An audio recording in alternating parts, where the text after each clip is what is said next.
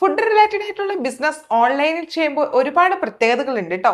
Online ഷോപ്പായ Amazon, Meesho, ഫ്ലിപ്കാർട്ടിലൊന്നും return ചെയ്യാൻ പറ്റാത്ത ഒരു പ്രോഡക്റ്റ് ആണ് ഫുഡ് ഐറ്റംസ് എന്നുള്ളത്.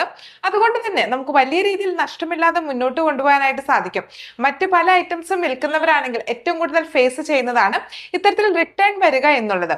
അപ്പോൾ ഫുഡ് റിലേറ്റഡ് ആയിട്ടുള്ള എന്ത് ബിസിനസ് ചെയ്യാൻ ആഗ്രഹിക്കുന്നവരായിക്കോട്ടെ, നിങ്ങൾക്കുള്ള ലൈവ് സെക്ഷൻ നമ്മളുടെ ട്രെയിനിങ് ഈ വരുന്ന ഞായറാഴ്ച 7 മണിക്ക് നടക്കുകയാണ്. ലൈവിന് ശേഷം റെക്കോർഡഡ് ആയിട്ടുള്ള ക്ലാസ് നിങ്ങൾക്ക് ലഭിക്കുന്നതാണ്.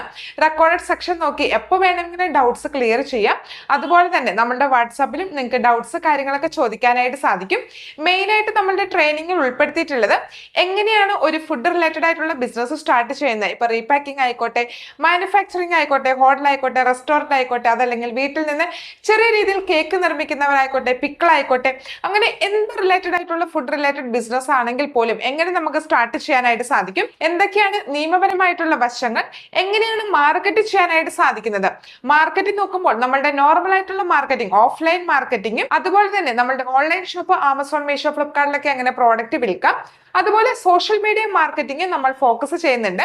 മെയിൻ ആയിട്ട് നമ്മൾ കവർ ചെയ്യുന്നത് ലീഗൽ സൈഡ്, മാർക്കറ്റിംഗ് സൈഡും തന്നെയാണ്. എനിക്ക് തോന്നുന്നു അത് തന്നെയാണ് ഫുഡ് ബിസിനസ് ചെയ്യാൻ ആഗ്രഹിക്കുന്ന ആളുകൾക്ക് ഏറ്റവും അത്യാവശ്യമായിട്ട് വേണ്ടത് എന്നുള്ളത്.